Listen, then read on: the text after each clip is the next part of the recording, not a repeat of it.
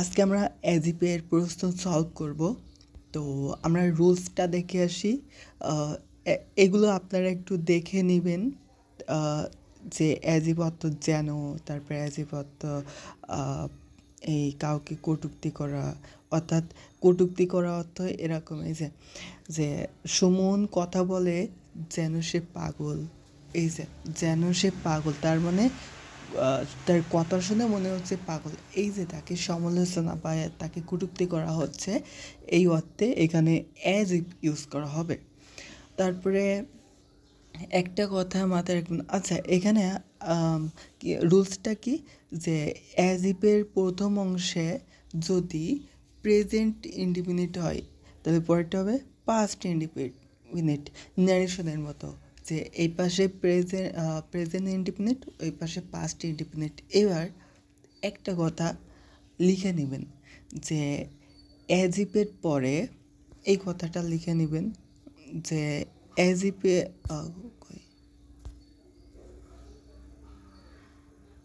অ্যাজিপের অংশে সর্বদা পাস্ট ইনডিফিনিটে হ্যাভ ভার্ব ও বি ভার্ব হিসেবে হ্যাড ও ওয়ার হয়, সেটা যেটাই থাকুক না কেন। এবার এইখানে দেখেন ওয়ার, এখানে he third person singular number হলে অজ হয়, কিন্তু এখানে কেন ওয়ার হলো, এর ব্যাখ্যা হলো যে ওই ব্যক্তি আসলে কিন্তু পাগল না, তাকে পাগল ভাবা হচ্ছে। তো এই যে তাকে পাগল ভাবা হচ্ছে, আমরা কিন্তু এটা আসলে কিন্তু ওকে ও পাগল না, আমরা কিন্তু সেটা বলছি না, কিন্তু আমরা জাস্ট কাল্পনিকভাবে থিঙ্ক করে নিচ্ছি। যখন, এবার মনে রাখবেন, যখন আনরিয়েল পাস্ট অর্থাৎ যিনি তিনি ওইটা না, কিন্তু ওটাকে ভাবা হচ্ছে, যেমন যে সে, আমি যদি রাজা হতাম, তো আমি কিন্তু কখনো হতে পারবো না, তাও কিন্তু আমি একটা কাল্পনিকভাবে ভাবতেছি। তো এইখানে যে আই ওয়ার কিং, এই ওয়ার কেন হলো, কারণ এখানে আমি কাল্পনিকভাবে ভেবে নিচ্ছি। তো মাথায় রাখবেন যে যখন আমরা আনরিয়েল পাস্ট অর্থাৎ কাল্পনিকভাবে কোনো কিছু ভাববো, তখন আমাদের এখানে থার্ড পারসন থাকুক, ফার্স্ট পারসন থাকুক, আর যাই থাকুক, এখানে কি হবে, ওয়ার হবে। ঠিক আছে, যেটাই থাকুক না কেন এখানে ওয়ার হবে, এটা আপনারা মাথায় রাখবেন। তারপরে এটা মাথায় রাখবেন ভালো করে, যে এই এই যেটা দিছি, এটা মাথায় রাখবেন যে এখানে থার্ড পারসন থাকুক আর ফার্স্ট পারসন থাকুক, যাই থাকুক, যদি আমরা বি ভার্ব ইউজ করি তখন অবশ্যই এখানে ওয়ার হবে, অজ হবে না। ওকে, তো আপনারা এটা দিয়ে বাক্য তৈরি করবেন মুখে মুখে। তো এখানে দেখেন যে প্রথমে পাস্ট প্রেজেন্ট ইনডিফিনিট হলে পরবর্তী পাস্ট ইনডিফিনিট, এটার অর্থ কি হয়, যে সে এমনভাবে কথা বলে যেন সে পাগল। এবার এরকম অর্থ দিয়ে আমরা আরও কিছু বাক্য তৈরি করতে পারি, যেরকম সে এমনভাবে মঞ্জুর করে যেন সে সব জানে। তাহলে কি এটা যদি আমরা বাক্য তৈরি করি, সে এমনভাবে মঞ্জুর করে যেন সে সব। এবার আপনাদের এই প্রশ্নটা, ওই যে সে এমনভাবে মঞ্জুর করে, সাপোজ আমি একটা উদাহরণ দিচ্ছি, ঠিক আছে, সে এমনভাবে কথা বলে যেন সে পাগল। তো এইখানে আমরা জানি যে যখন আমরা কোনো কিছু আনরিয়েল পাস্ট ভেবে নিব, তখন আমাদের এখানে ওয়ার হবে ইফযুক্ত। এবার এটা মাথায় রাখেন ভালো করে, যে ইফযুক্ত ক্লজে যখন আমরা আনরিয়েল পাস্ট ইউজ করব তখন ওয়ার হবে সব সময়। ঠিক আছে, এবার এখানে কিন্তু ভুল আছে। ভুল কি আছে, এই যে অজ হবে না, এখানে কি হবে, ওয়ার হবে। ওকে, তো এইভাবে করতে হবে। এবার পরবর্তী যেটা আছে, তো এবার দেখা যাচ্ছে সে এমনভাবে সন্তুষ্টি করলো যেন সে সব ভুলে গেল। হ্যাঁ, তো আপনারা এইভাবে আর কি বাক্য তৈরি করবেন, অহরহ বাক্য তৈরি করবেন মুখে মুখে। তারপরে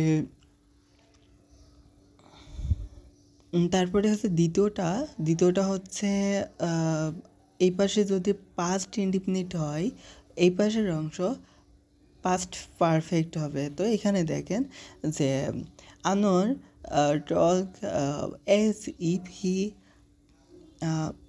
হ্যাড বিন এ স্কলার। তার মানে কি, সে এমনভাবে কথা বলে যেন, সরি বলে না, বললো, যেহেতু পাস্ট টেন্স তাহলে কী হবে, সে আনোয়ার এমনভাবে কথা বলল যে সে পণ্ডিত। ঠিক আছে। আর এখানে দেখেন তো এইভাবে আপনার হচ্ছে বাক্যগুলা মুখে মুখে প্র্যাকটিস করবেন এগুলা দিয়ে। ওকে, তো আমরা এবার এক্সাম পেপার সলভ করে আসি।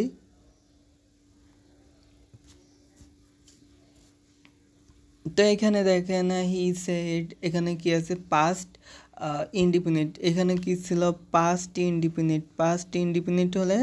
ইনডিফিনিট হলে এই পাশে কি হবে, পাস্ট পারফেক্ট। তো দেখেন পাস্ট ইনডিফিনিট, এখানে পাস্ট পারফেক্ট, তাহলে এটা সঠিক। দ্বিতীয়টা দেখেন পাস্ট ইনডিফিনিট আছে, তো এটাও পাস্ট পারফেক্ট আছে, তাহলে এটা সঠিক। তারপরে এখানে দেখেন এখানে প্রেজেন্ট ইনডিপেন্ডেন্ট আছে, কিন্তু এই পাশে দেখেন হচ্ছে হ্যাডবিন আছে। কিন্তু আপনারা তো জানেনই যে এই পাশে প্রেজেন্ট ইনডিপেন্ডেন্ট থাকলে ওই পাশে পাস্ট ইনডিপেন্ডেন্ট হয়। তো এখানে হচ্ছে পাস্ট পারফেক্ট, তাহলে এটা ভুল। তাহলে এখানে কি হবে, হি কেমস। এখানে আরও একটা ভুল আছে যে থার্ড পারসন সিঙ্গুলার নাম্বার হলে এখানে ভার্বের সাথে এস হবে, এখানে এস দিতে হবে। তারপরে টু ঢাকা, এখানে এখানে হচ্ছে ভুল আছে একটু, সে ভুলটা হচ্ছে ফ্রম ঢাকা হবে, ফ্রম, তার মানে সে ঢাকা থেকে আসলো। তো আমরা এই সেন্টেন্সে কী কী ভুল পেলাম, এক হচ্ছে থার্ড পারসন সিঙ্গুলার নাম্বার হওয়া সত্ত্বেও এখানে ভার্বের শেষে এস বা ইয়েস নাই। 2 নম্বর এখানে ফ্রম হবে। 3 নম্বরের ভুল হচ্ছে এখানে পাস্ট ইনডিফিনিট হবে, অর্থাৎ এখানে কেম হবে, হ্যাড কাম হবে না। ওকে, আর এখানে ফ্রম হবে। তাহলে এতগুলো এই সেন্টেন্সে আমরা ভুল পেলাম।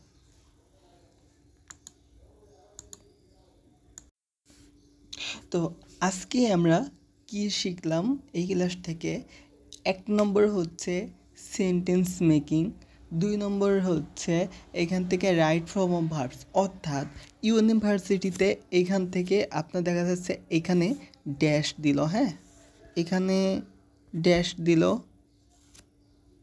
ড্যাশ দেওয়ার পরে দেখা যাচ্ছে আপনার অপশন থাকলো এরকম যে অস,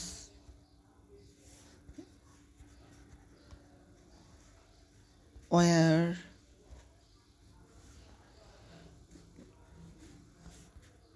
হ্যাড বিন, তারপরে ইটিসি থাকতে পারে।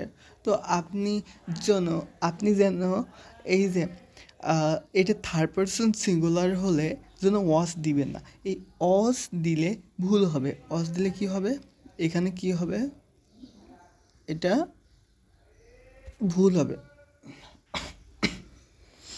আর এখানে কেন ওয়ার হবে, কারণ ওই যে বলছিলাম আনরিয়েল পাস্ট, এজন্য এখানে এটা হবে। ঠিক আছে, তো আমাদের সঠিক অ্যান্সার হচ্ছে এই যে, এটা হচ্ছে আমাদের সঠিক অ্যান্সার। ওকে, তো আপনারা এগুলো সুন্দর করে মুখে মুখে প্র্যাকটিস করবেন। তো ইউনিভার্সিটিতে এইভাবে প্রশ্ন হয়, এখানেও দিতে পারে। তো একটা জিনিস আরেকটা জিনিস শিখে নেন যে এটা কিন্তু ভার্ব, এসেনশিয়াল ভার্ব, এটা কিন্তু নাউন না। ঠিক আছে, তো এইভাবে আপনারা প্র্যাকটিস করে যাবেন। ঠিক আছে, ওকে, ঠিক আছে। নেক্সট ক্লাসে আবার অন্য একটা টপিকস নিয়ে আলোচনা হবে ইনশাল্লাহ। আজকে এই পর্যন্ত। ওকে, আল্লাহ হাফিজ।